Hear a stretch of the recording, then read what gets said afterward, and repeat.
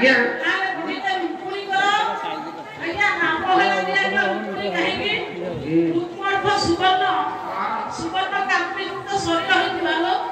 नाम दिया गला बुढ़ीते रुक्मिणी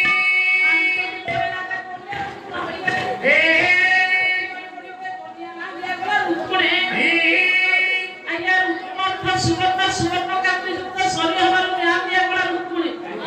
पांचटी को पाइला परे कोटिया कोटिया जते बेले प्राप्त कले कन्या उत्पन्न होइला नाम दिया गला रुक्मिणी एटु कोटे विषय बुझला साहित्य संस्कृति एटु आरंभ करी कि आज्ञा सबगोटे महापात्र प्रबंध पूर्णचंद्र मां को रूप तो कहिया मुनि तथापि मुनि छांद आज्ञा लिखिसुनी कवि आमी गाइना खीर सागर उतरे करिछि नव मुदिर कोन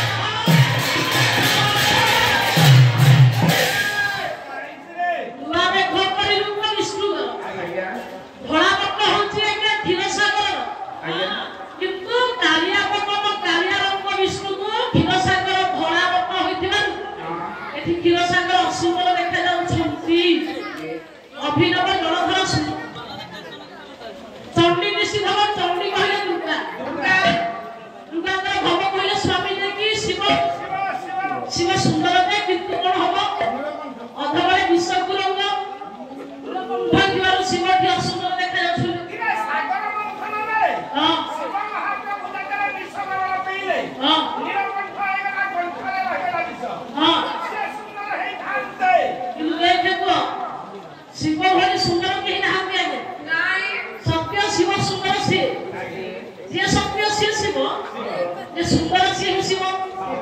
କିନ୍ତୁ କବିଙ୍କ ଉପମା ଯେହେତୁ ଆମେ କହିବା ଶିବ ଗୁଣ ସୁନ୍ଦର ଜଗତରେ କେହି ନାହାନ୍ତି ସବୁ କହି ତୁ ତମ ଶିବ